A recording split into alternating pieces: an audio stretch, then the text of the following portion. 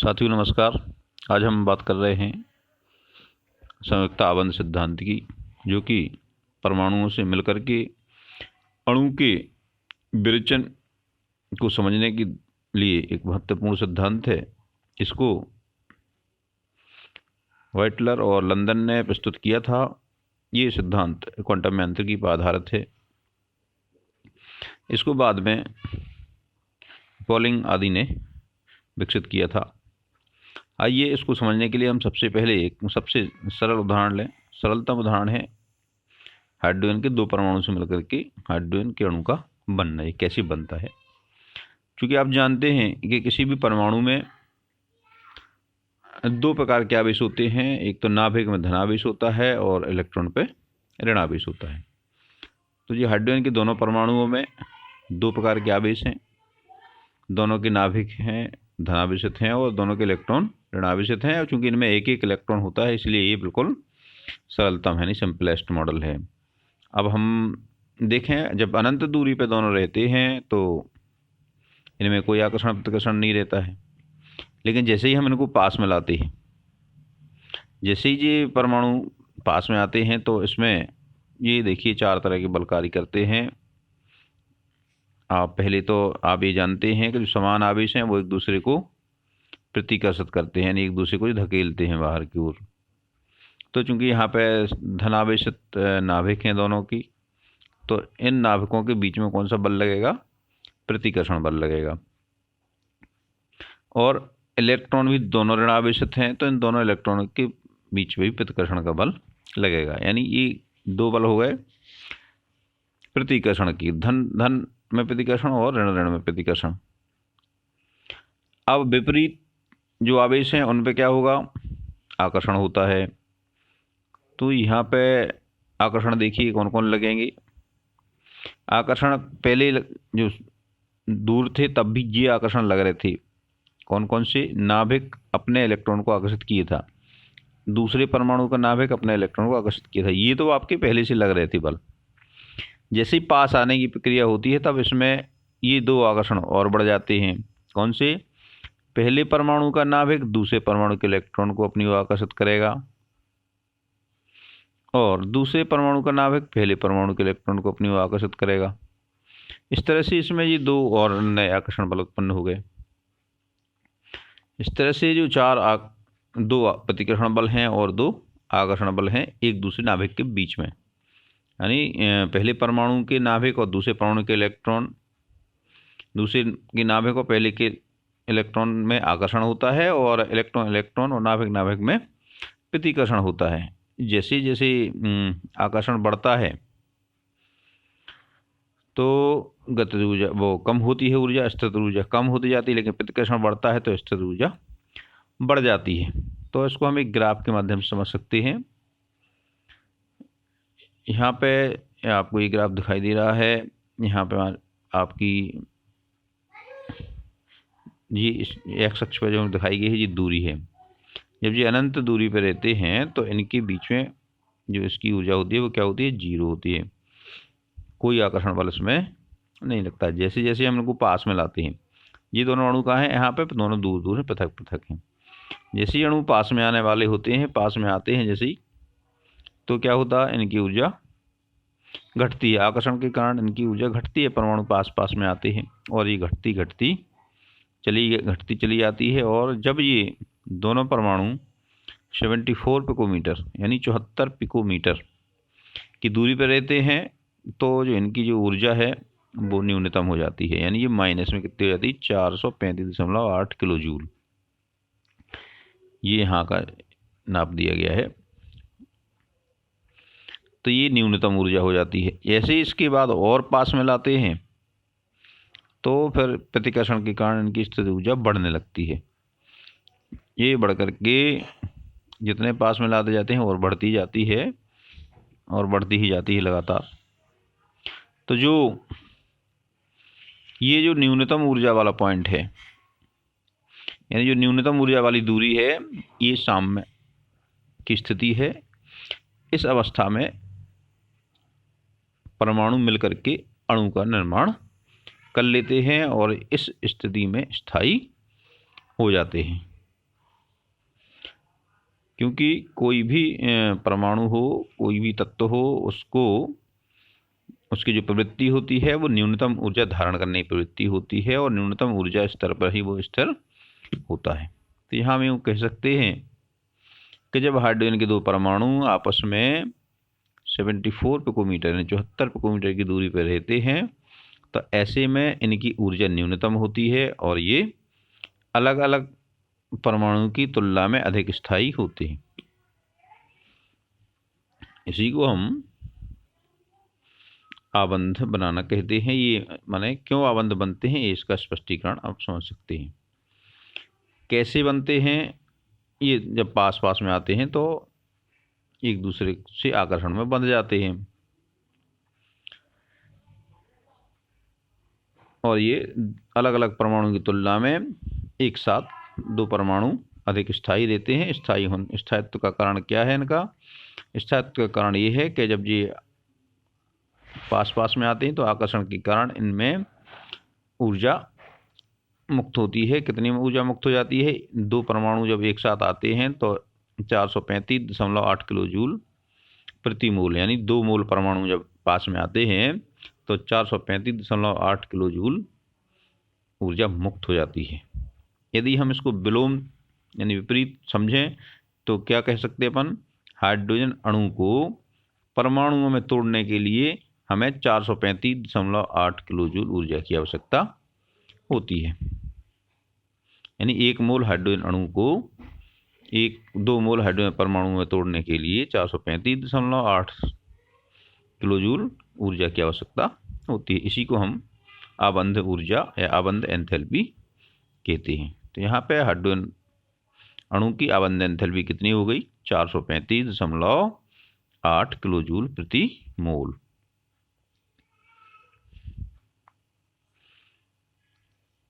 आइए हम अब दूसरी अवधारणा की बात करें। ये क्यों ऐसे आते हैं पास पास में और क्यों इनकी ऊर्जा कम हो जाती है? इसके लिए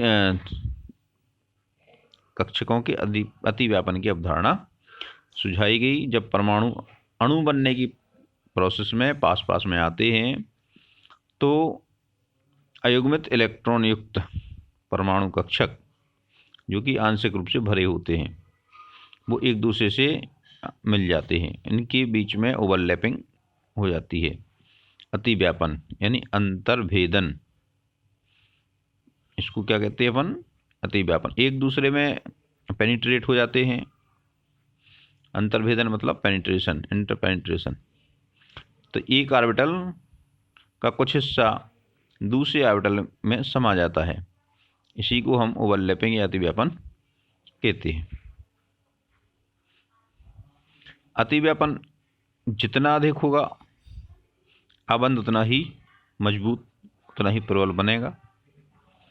परमाणुओं के मध्य सहसंयोजी बंध बनना कैसे बनता है? सहसंयोजी बंध संयोजक कक्षकों में जो विपरीत चक्रण वाले इलेक्ट्रॉन हैं उनका युग्मन होता है, और युग्मन के कारण वे बंधन में बंध जाते हैं। जो युग्मित होने वाले इलेक्ट्रॉन होते हैं वो आप जानते ही हैं कि वो विपरीत चक्रण वाले होते हैं। जब ये विपरीत चक्रण वाले इलेक्ट्रॉन युग्मित होते हैं तो उनसे भी ऊर्जा मुक्त होती है। इसके कारण ही बंध बनते हैं। तो यहाँ पे दो बात समझ में आ गई। एक तो कक्षकों का जो इलेक्ट्रॉन अभ्र होता है यानी इलेक्ट्रॉन क्लाउड होता है वो एक दूसरे में ओवरलैप हो जाता है, एक दूसरे में पेनिट्रेट हो जाता है, और साथ में उनके जो इलेक्ट्रॉन हैं जो विपरीत चक्रण वाले होते हैं वो आपस में युग्मित हो जाते हैं, और इन प्रोसेस में जो एनर्जी मुक्त होती है, जो ऊर्जा निकलती है, वो आबंध ऊर्जा कहलाती है। अब हम बात करेंगे आबंधों के दिशात्मक गुणधर्म की। क्यों अलग अलग दिशाओं में होते हैं? अलग अलग अणुओं की आकृतियां अलग अलग क्यों होती हैं? क्योंकि जो अतिव्यापन की अवधारणा है इसके आधार पर हम ये नहीं बता सकते कि अणु की आकृति अलग अलग क्यों होती है। CH4 चतुष्फलक क्यों होता है?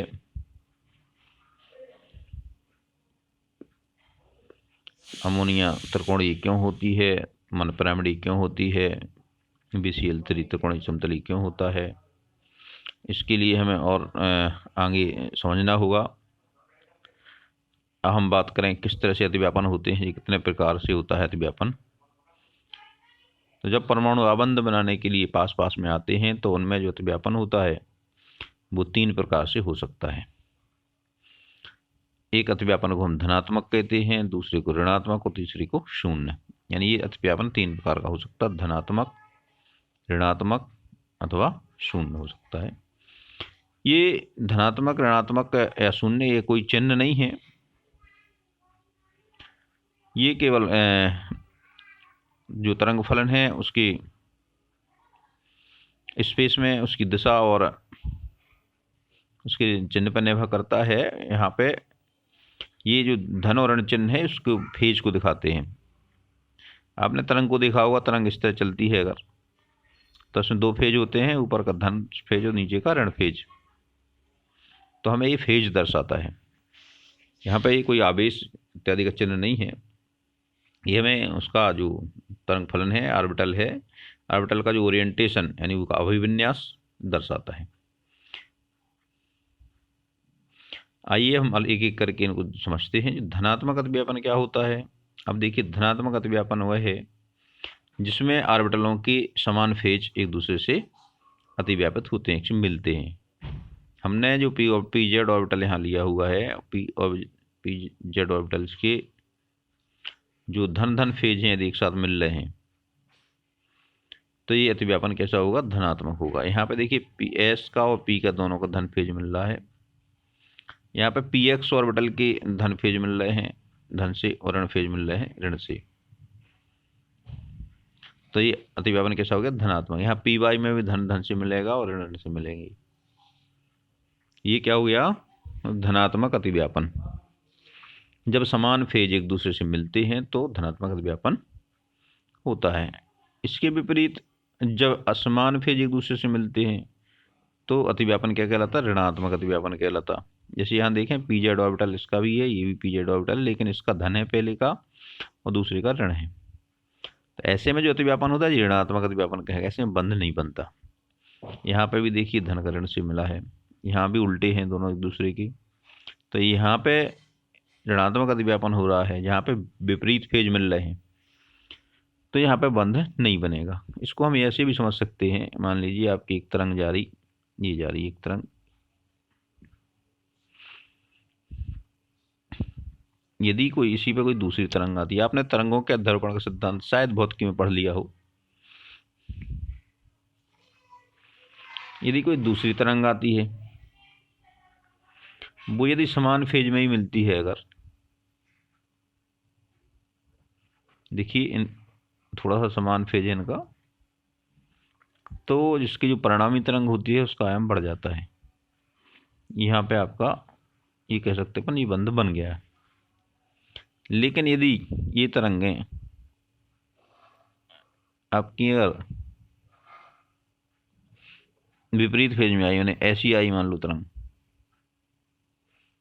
तो आप तरंगों के अध्यारोपण के सिद्धांत से पढ़ चुके हैं कि ये दोनों के आयाम समाप्त हो जाएंगे, वो ऐसी सीधी चली जाएगी, तरंग खत्म हो जाएगी।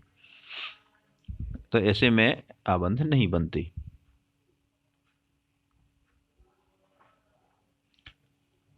तीसरी स्थिति है शून्य अतिव्यापन की, यानी शून्य का मतलब होता ही नहीं है, अतिव्यापन यहाँ पे होगा ही नहीं। इनकी दिशाएं ऐसी रहेंगी, इनके ओरिएंटेशन ऐसी रहेंगी कि ऑर्बिटल एक दूसरे में पेनिट्रेट नहीं करेंगे, उनमें ओवरलैपिंग नहीं होगी, तो इसको हम शून्य अतिव्यापन कहेंगे। जैसे ये एस ऑर्बिटल है, यहाँ पे इस तरह से पी ऑर्बिटल के पास आया कि इसका कोई हिस्सा इसके हिस्से के अंदर नहीं समाया, कोई पेनिट्रेशन नहीं हुआ।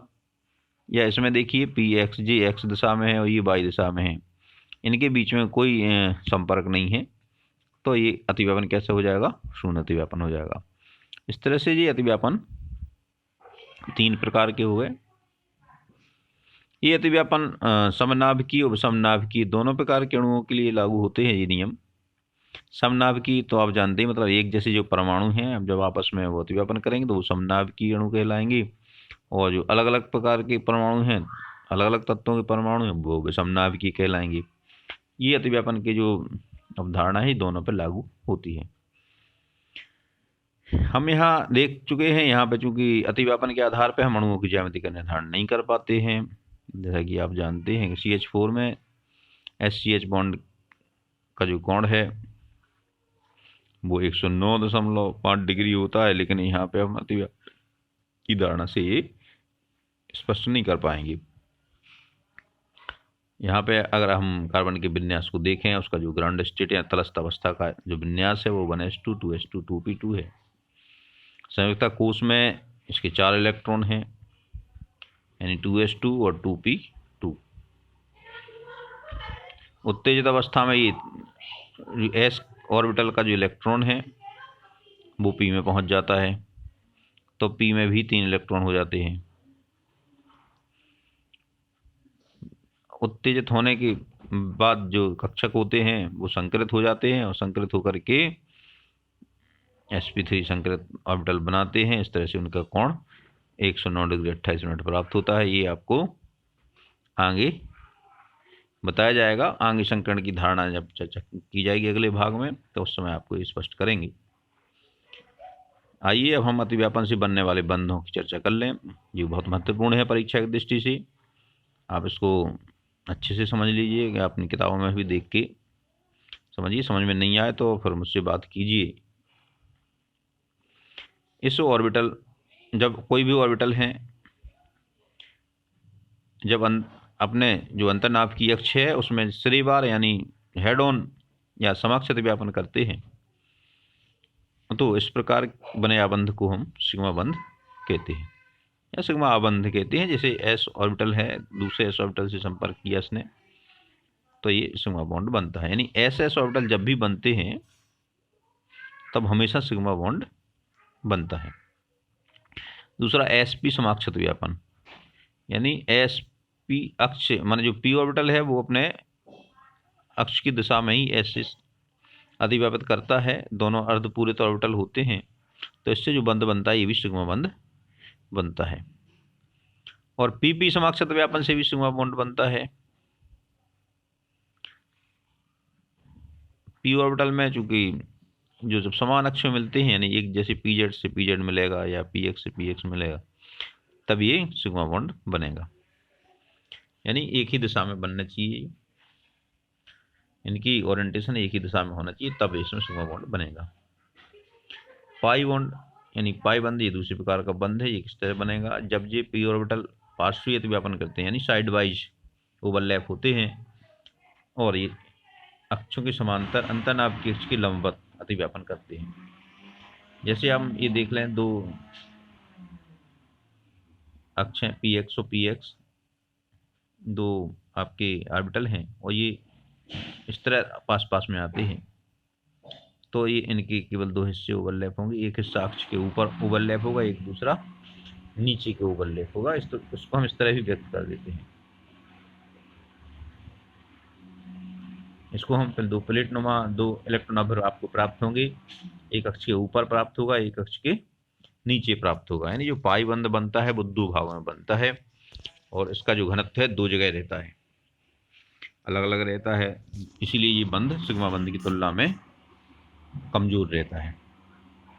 अतिव्यापन की मात्रा भी इसमें कम होती है।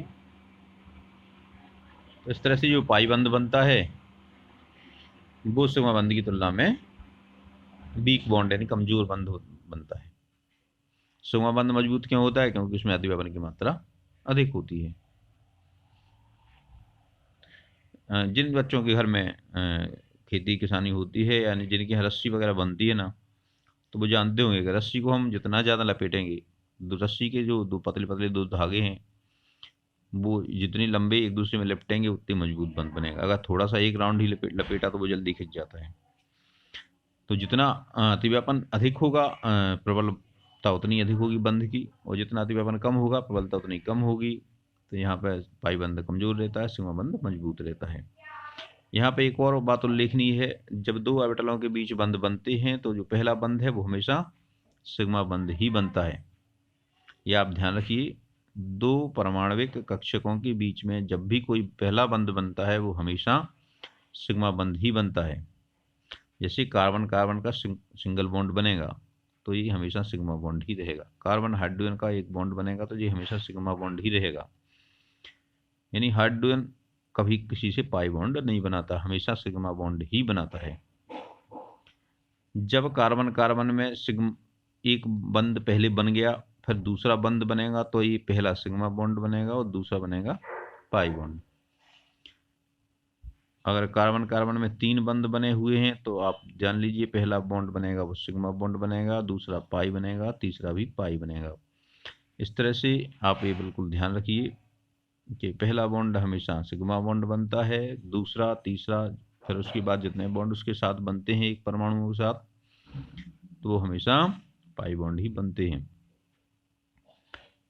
तो इतना आपको ध्यान रखना है। आपको परीक्षा में कुछ इस तरह के प्रश्न पूछे जा सकते हैं कि अणु का सूत्र दिया जाएगा और पूछ लिया जाएगा उसमें से कि इसमें कितने सिग्मा बॉन्ड हैं और कितने पाई बॉन्ड हैं। मान लीजिए हम आपसे पूछें कि एथेन में कितने सिग्मा बॉन्ड और कितने पाई बॉन्ड हैं, तो आप उसको इस तरह बता सकते हैं। एथेन का जो सूत्र होता है वो इस तरह होता है C2H3 C2H6, एक कार्बन से 6 हाइड्रोजन, माने दोनों कार्बन से 6 हाइड्रोजन बने होते हैं, एक से 3 दूसरे से 3, और एक एक बंधन के बीच में रहता है। तो इसमें देखिए सारे बॉन्ड एक एक करके सिंगल सिंगल बॉन्ड है, इसलिए सभी सिग्मा बॉन्ड होंगे, 1 2 3 4 5 6 और 7। यहाँ कुल यानी C2H6 अणु में कुल 7 सिग्मा बॉन्ड हैं। कितने बॉन्ड हैं? 7 सिग्मा बॉन्ड हैं। यदि आपसे कहा जाए कि एथीन यानी एथिलीन में कितने सिग्मा बॉन्ड कितने पाई बॉन्ड है, आपको पता है एथिलीन में एक डबल बॉन्ड होता है कार्बन कार्बन के बीच में और 4 हाइड्रोजन बने रहते हैं इनमें। तो एथिलीन का फॉर्मूला होता है C2H4। इसकी संरचना इस तरह होती है, इसमें आप बॉन्ड गिन सकते हैं। जो पहले बॉन्ड है वो हमेशा सिग्मा बॉन्ड बनेंगे, तो 1 2 3 और 4 तो सिग्मा बॉन्ड ये हो गए। इसमें मान लो पहला बॉन्ड ये बना तो ये भी सिग्मा बॉन्ड होगा। अब जो दूसरा बॉन्ड बना ये बनेगा पाई बॉन्ड। इस तरह से आप गिनिए 1 2 3 4 5, 5 तो इसमें सिग्मा बॉन्ड हुए और छठवां जो एक है वो पाई बॉन्ड है। इस तरह से आप सिग्मा बॉन्ड और पाई बॉन्ड की संख्या बता सकते हैं।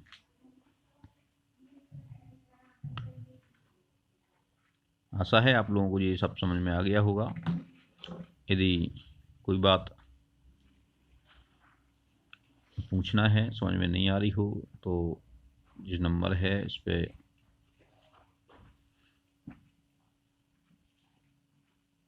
व्हाट्सएप पे क्वेश्चन भेज सकते हैं।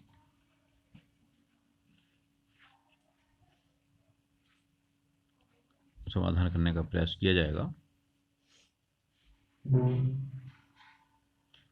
और सभी वीडियो देखने के लिए आप चैनल को सब्सक्राइब भी कर सकते हैं, तो आपको एक साथ और वीडियोज मिल जाएंगे।